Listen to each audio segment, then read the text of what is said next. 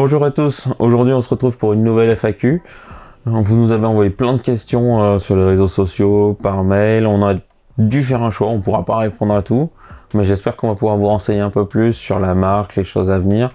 On a par contre décidé de ne pas répondre à vos demandes trop multiples, à savoir est-ce que vous allez faire ce modèle, est-ce que vous n'allez pas le faire, parce qu'il y en a trop et je vais pas passer 2 heures à vous dire oui, non, et peut-être que dans un an, en fait ce sera oui ou alors ce sera non. Donc ça, on abandonne. Par contre, on y va et on répond aux questions que vous nous avez posées.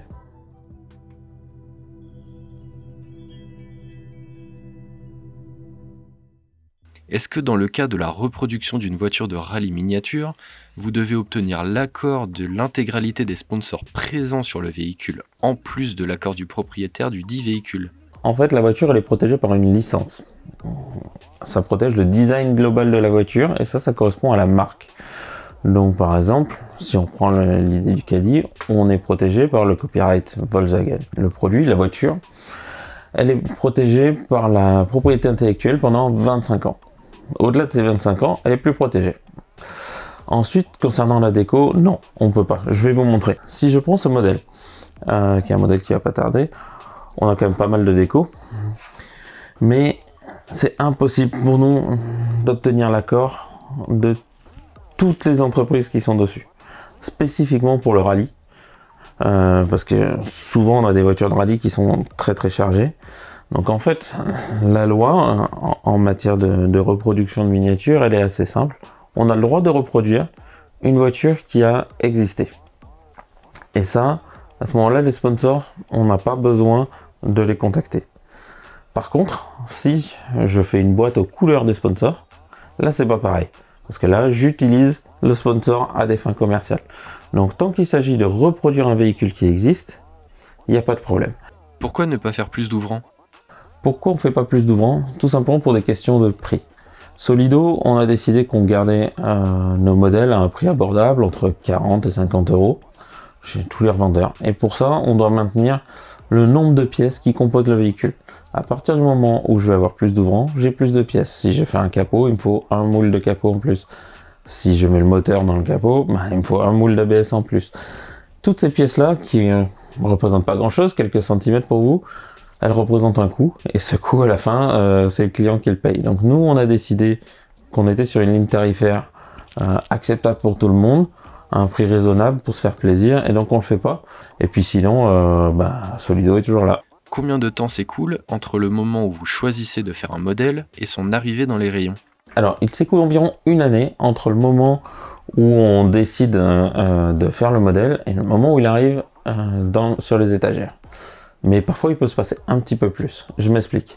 L'année de la miniature, elle commence en février. Début février, au moment du salon du jouet de Nuremberg, c'est là où on révèle toutes nos nouveautés. Donc après, les nouveautés se répartissent dans l'année. Mais nous, on les prépare un an avant. Durant cette année, on a plusieurs mois qui sont consacrés au développement du 3D, plusieurs mois pour la fabrication du moule. Ensuite, on fabrique les prototypes, on les envoie aux licences pour accord, on reçoit les prototypes, on fait les photos, et en dernier, on les expédie. Et ça prend une année. Vous est-il déjà arrivé qu'un constructeur émette un refus catégorique sur la production d'une miniature? Oui, en fait, c'est pas un refus, il nous dit pas ne la faites pas, il nous dit juste je vous donnerai pas la licence. Ça c'est tout simplement parce que soit il a donné la licence à un autre constructeur, soit il décide de faire lui-même la voiture pour lui, donc c'est des choses qui arrivent. A l'inverse, vous est-il arrivé de vous faire harceler par un constructeur pour que vous acceptiez à tout prix la reproduction d'un de ses modèles? Et oui, ça arrive. Ça nous arrive, malheureusement, même si on aimerait faire des fois des voitures pour faire plaisir, on doit quand même les vendre. Et certains marchés sont vraiment trop petits sur certains types de voitures. Et donc oui, ça nous est arrivé de refuser de faire des voitures. Vous est-il arrivé d'avoir des difficultés à rentrer en contact avec des entreprises? Oui, ça nous arrive de ne pas réussir à contacter la personne. Principalement des petites marques, des petits constructeurs, des tuners, qui n'ont pas de personne dédiée aux licences. Et dans ces cas-là, deux solutions. Soit on l'a fait, et à ce moment-là, il va en entendre parler, il va nous contacter, et on trouve comment procéder. Soit, par exemple, il peut y avoir un salon de l'auto, je sais pas, une visite, ou alors on peut se rendre nous-mêmes à leur atelier. À ce moment-là, on y va et on va expliquer le projet en direct, et à ce moment-là, on peut trouver une solution. Ensuite, pour les constructeurs qui ont disparu, ils ont rarement disparu. En réalité, la marque appartient toujours à quelqu'un. Donc nous, on va se positionner à aller chercher qui est le propriétaire de la marque. Des marques comme par exemple Auto Bianchi, elles appartiennent au groupe Fiat. Donc voilà, nous, la licence, elle va être une licence Fiat. Des nouvelles sur des modèles militaires français? Alors concernant le militaire, on nous avait posé pas mal de questions. On a décidé qu'on allait faire une vidéo spéciale.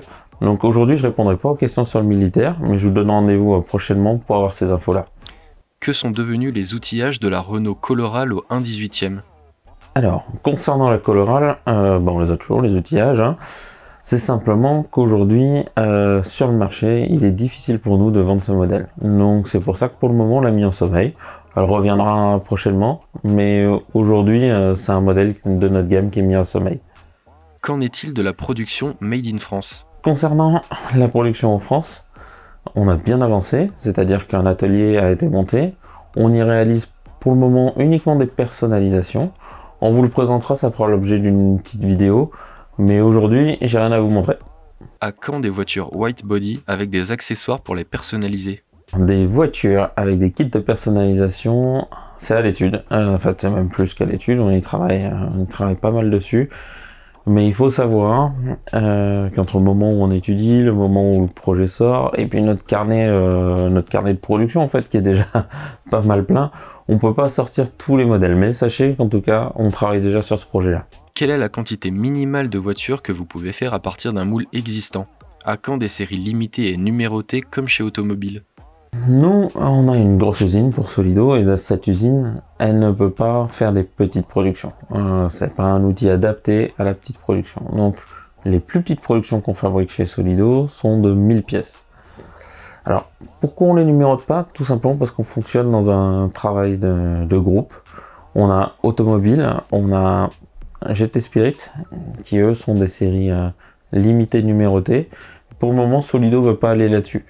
Après, tout ce que je peux vous dire, c'est que beaucoup de miniatures que vous avez achetées chez nous sont en réalité très limitées. À quand le retour des modèles à monter EasyKit? Alors, pour les EasyKit, en fait, c'est quelque chose qu'on a plus qu'étudié, qui est dans le carton, c'est prêt, ça sortira. Mais là, on a beaucoup de choses qui arrivent et on ne pouvait pas sortir tout ça en même temps. Donc en fait, on a créé nous-mêmes une temporisation dans nos idées, mais sachez qu'en tout cas, c'est pas quelque chose d'oublié et c'est quelque chose qui va arriver. Qu'en est-il du Club Solido, avec les rééditions de la série 100 au 1.43? Concernant le Club Solido, on avait dû mettre un petit frein, parce que malheureusement, notre projet d'abonnement n'a pas pris, ça n'a pas marché. Mais comme vous avez dû le voir, on a ressorti des nouvelles couleurs qui sont arrivées il y a, je pense, quelques semaines en magasin. Et donc le Club Solido n'est pas abandonné. On va continuer de faire des reproductions et on va aussi essayer de créer de nouveaux modèles façon vintage, on va dire. Donc c'est pas abandonné, ça a été un peu ralenti, mais c'est un projet qui va redémarrer très rapidement. Pourquoi avoir abandonné le 1.43e? On l'a abandonné parce qu'on n'était pas satisfait. On n'était pas satisfait de ce qu'on faisait. C'est-à-dire que on n'avait pas d'outillage propre sur les dernières collections 1.43e qu'on vous a offert. On a utilisé des outillages qu'on partageait avec d'autres marques. Et ça, clairement, vous nous avez montré dans les ventes et nous-mêmes, on n'était pas d'accord. C'était pas l'essence de Solido. Aujourd'hui, ce que vous aimez chez Solido, c'est quand on vous apporte quelque chose de nouveau. Donc, le 1.43e revient. Il revient avec des modèles inédits, des modèles nouveaux, des nouveaux moules, des nouvelles boîtes. Et ça, c'est pour l'année prochaine. Donc, c'est pas abandonné, c'est juste sur les rails. Pourquoi ne faites-vous pas de nouvelles versions des anciennes Solido? Tout simplement parce qu'on peut pas tout faire. On a un carnet qui est énorme. Aujourd'hui, pour l'année 2022 qui arrive, on va sortir 8 modèles par mois. Donc, on peut pas tout faire. On a beau vouloir, on a très envie de faire des nouveautés, des anciens, et il faut faire une part des choses. Donc oui, certains de ces modèles-là vont revenir, mais c'est impossible de tout faire en même temps aussi vite que ce qu'on voudrait. Y aura-t-il d'autres couleurs pour les McLaren F1 GTR? Harrods, Frank Muller? Oui, je peux vous dire plus, mais oui, tout simplement, c'est une voiture qui est arrivée. On n'a pas fait encore beaucoup de livrets, donc il y a beaucoup de choses à venir encore sur cette voiture. Il y a des tas de livrets super sympas. Donc il faut juste un tout petit peu de patience et à mon avis, dès le mois de janvier, vous allez avoir des nouveautés. Quel est votre programme au niveau des miniatures du Mans? Enfin, un programme secret.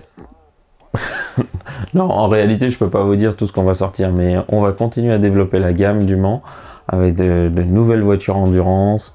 On va essayer de s'étendre aussi un peu plus sur les modernes, mais toujours la même réponse de notre part.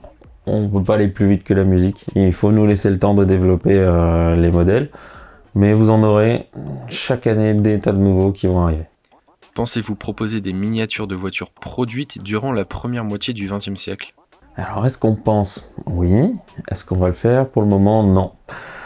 Tout simplement parce qu'aujourd'hui, c'est un tout petit marché qui est très difficile pour nous d'aller là-dessus. On a fait des grandes icônes, mais comme la Bugatti, on va chaque année essayer de proposer une voiture classique parmi les nouveaux moules qu'on va faire.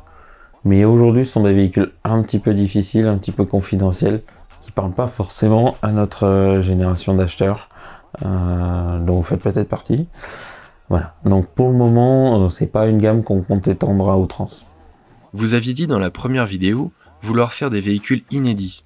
Pourquoi sortir des Fiat 131, BMW E30, BMW E36, Ford Mustang 2020 que nous avons déjà eu ailleurs? Alors, je pense que la notion d'inédit, elle doit être relative entre vous et moi. Tout simplement parce que oui, on a refait ces moules. On a refait ces moules qui existaient déjà chez d'autres constructeurs. Ça, on est OK. Donc, c'était pas tout à fait des nouveautés. Par contre, sur les livrets, c'est énorme. Le potentiel de livret, je suis pas sûr qu'aujourd'hui, toutes les livrets de la Fiat 131 soient sorties. Je suis pas sûr que toutes les couleurs que je suis en train de préparer sur la BMW E30 soient déjà sorties. Des modèles comme la BMW en Mauritius Blue, dans cette version custom qu'on a fait, personne d'autre l'avait sorti, donc ça reste un inédit. Alors, si le modèle, il est pas assez inédit pour vous, n'hésitez pas, attendez, il y en aura d'autres qui vont être inédits. Mais là-dessus, nous, ce qu'on apporte, c'est un inédit au niveau des livrets. Après, il faut pas oublier que vous avez peut-être déjà ces versions par d'autres constructeurs, et tant mieux. Mais certains collectionneurs n'ont pas pu les avoir, parce que c'était limité, n'ont pas pu les avoir parce qu'ils ont commencé leur collection plus tard et ils étaient déjà plus disponibles sur le marché. Et donc Solido aussi répond à ce besoin en offrant des modèles qui n'existaient plus, qui étaient plus disponibles. Donc il faut faire une part des choses, mais on ne vous oblige jamais à acheter un modèle. L'Alpine A110 RGT est magnifique. Allez-vous faire d'autres voitures de rallye moderne? Alors merci beaucoup pour le compliment. C'est vrai que c'est une voiture, même nous ici on a été très surpris par la qualité qu'a réussi à faire l'usine sur ce modèle-là. C'était un test. L'Alpine RGT, qui maintenant doit s'appeler Alpine A110 Rally. La A110 Rally, c'était un test. Rentrer une voiture de rallye moderne dans notre gamme pour voir un peu si c'était quelque chose qu'on pouvait redémarrer. Et aujourd'hui, je peux vous confirmer que oui, c'est quelque chose qui marche. Et donc du coup, c'est quelque chose qu'on va pousser. Donc il faut vous attendre à voir de nouveaux modèles rallye récents arriver dans les années qui viennent. Avez-vous désigné la 2 chevaux gagnante du concours, la 2 chevaux des régions? Oui, on l'a désignée et on vous l'a caché parce qu'on voudrait vous présenter la gamme d'un seul coup.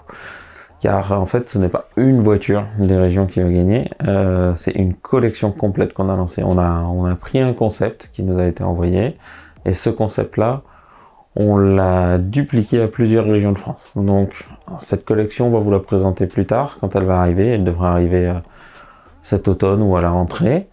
Et elle sera disponible dans une grande enseigne de distribution dont on reparlera un peu plus tard. Et ce sera le lancement d'une gamme, les voitures de nos régions.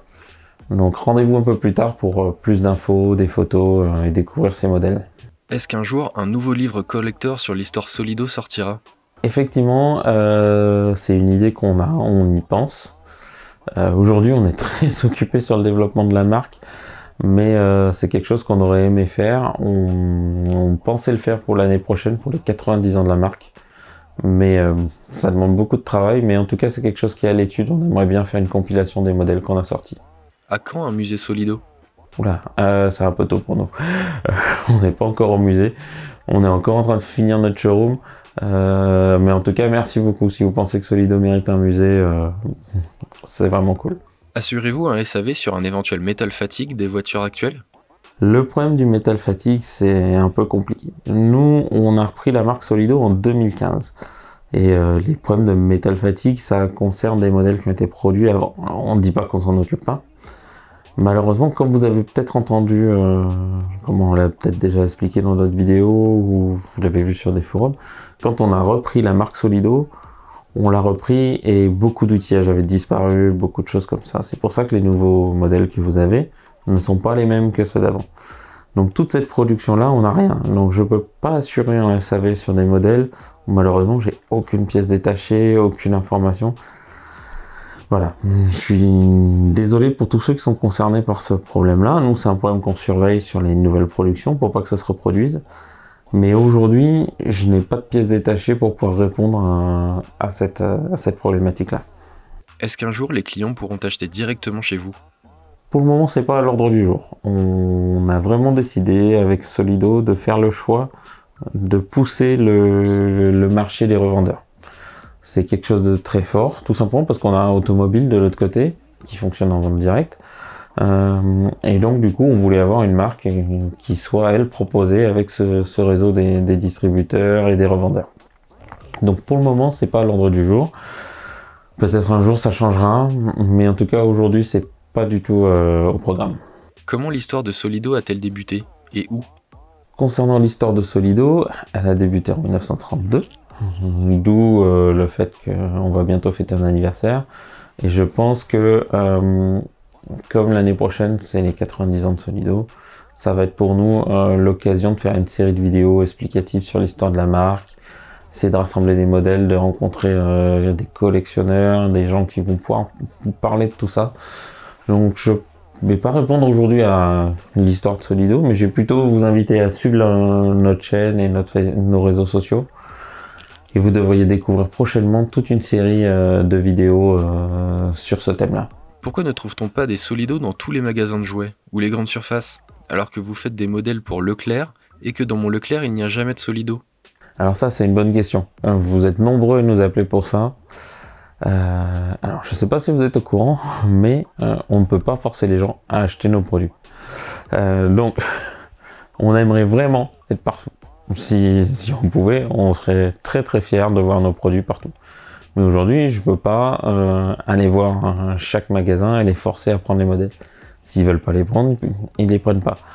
Donc en fait, on a plusieurs cas de figure. On a des magasins qui ne nous connaissent pas, et c'est pour ça qu'on fait encore de la prospection commerciale. On a des magasins qui ont choisi de pas travailler avec nous. On a aussi des magasins où, par exemple, le chef de rayon va faire un choix. Il va par exemple décider de prendre que les classiques et pas les voitures modernes, ou il va prendre que le tuning et pas les anciennes. Et ça, c'est libre au magasin. Donc malheureusement, c'est impossible pour nous d'obliger les magasins à prendre nos modèles. Même quand on travaille avec une chaîne comme par exemple Carrefour, Leclerc, Intermarché, Super U, qui vous voulez, on peut pas obliger tous les franchisés de la chaîne à prendre la même chose. Donc voilà, donc là-dessus on peut pas agir. La seule chose que vous pouvez agir et que vous pouvez faire pour aider ça, c'est d'aller voir les chefs de rayon, d'aller voir les magasins et de leur dire: est-ce que vous avez des Solido en rayon, est-ce que vous avez prévu d'en commander? Parce que comme ça, peut-être qu'au bout d'un moment, ils s'y mettront. Eh ben, merci à tous de nous avoir suivis, d'avoir suivi toute cette vidéo. J'espère que les réponses auront été claires. On a essayé d'être un peu court pour pas prendre trop de votre temps.